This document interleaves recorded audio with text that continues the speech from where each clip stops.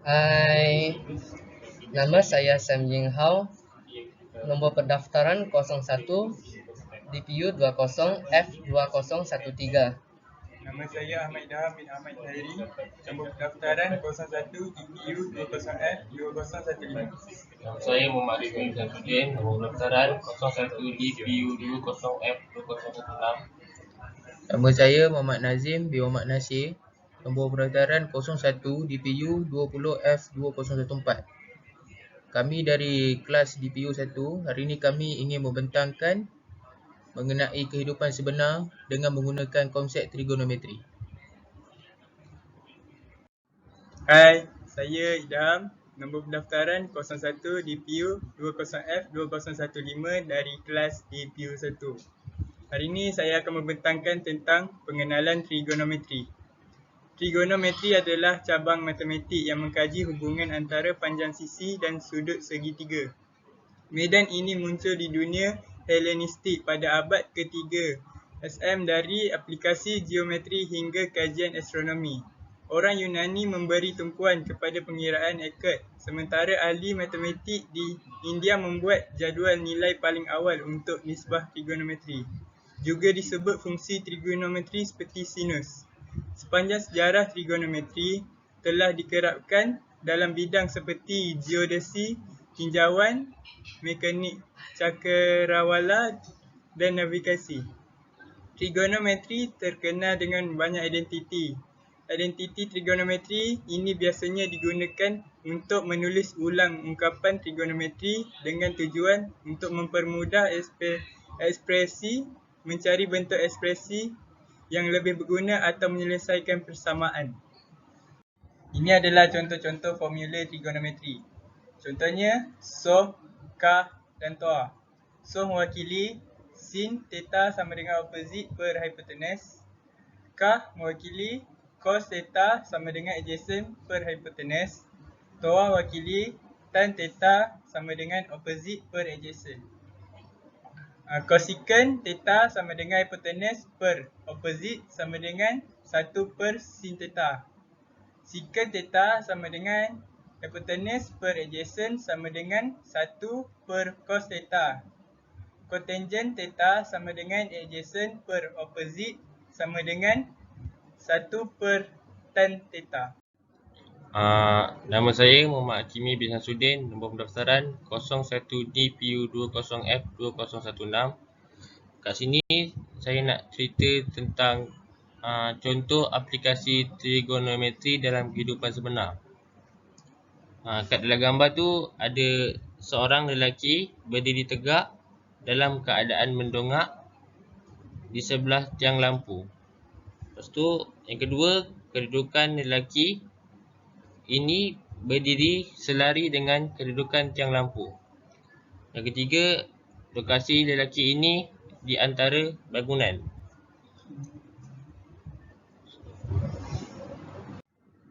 Lepas tu di sini juga saya ingin menceritakan situasi lelaki itu jarak dan sudut dengan terperinci. Ketinggian lelaki di dalam gambar itu ialah 1.7 meter. Yang kedua,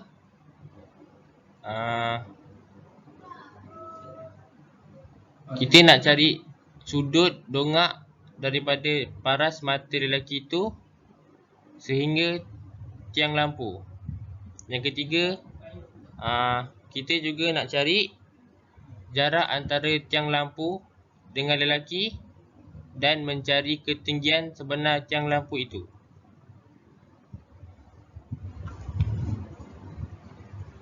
Selamat petang dan salam sejahtera.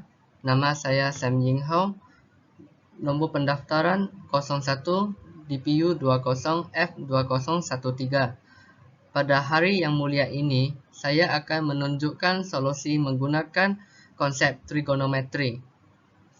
Melalui gambar raja di sebelah ini, tinggi lelaki ini adalah 1.7 m yang diwakili oleh I, manakala panjang dari pandangan sudut dongakan daripada paras mata lelaki ini hingga ke puncak tiang lampu adalah 16.28 m. Selain itu, diberi sudut A adalah 42.51 darjah. Maka berapakah sudut dongakan hingga ke puncak tiang lampu? Kita boleh menggunakan formula 180 darjah kerana 180 darjah mewakili sudut dalaman di dalam satu segitiga. Oleh itu, 180 darjah tolak 42.51 darjah tolak 90 darjah. Yang mana 90 darjah ini adalah sudut tegak. Maka kita akan dapat 47.49 darjah bagi sudut dongakan atau dikenali sebagai sudut B. Seterusnya, apakah jarak antara tiang lampu dengan lelaki ini? Dengan menggunakan sine rule, A per sin A sama dengan C per sin C. Untuk cari nilai A, sin A kena pindah ke sini. Maka A sama dengan C sin A per sin C. A sama dengan 16.28 sin 42.51 darjah per sin 90 darjah. Jawapan kita adalah 11 m. Bagi soalan yang ketiga, berapakah ketinggian sebenar tiang lampu? Untuk makluman semua, ketinggian sebenar tiang lampu adalah hasil tambah nilai ketinggian B dan I, yang mana I adalah tinggi lelaki ini. Kita boleh menggunakan cosine rule untuk cari nilai panjang B. Formula bagi cosine rule adalah seperti ini. B kuasa 2 sama dengan 11 kuasa 2 tambah 16.28 kuasa 2 tolak 2 darab 11 darab 16.28 cos 47.49 darjah. B kuasa 2 sama dengan 144. Untuk hapuskan kuasa 2-nya, kita letakkan punca kuasa 2 di 144. Maka jawapan yang kita dapat adalah 12 m. Seterusnya, yang bagi soalan nombor 4 akan disambungkan oleh kawan saya, Nazim. Sekian daripada saya. Nama saya Muhammad Nazim bin Muhammad Nasir dari kelas DPU 1. Nombor matrik saya 01 DPU 20 F2014. Jadi untuk yang nombor 4 ini, kita ingin cari tinggi sebenar tiang lampu. Tinggi sebenar tiang lampu diwakili oleh X.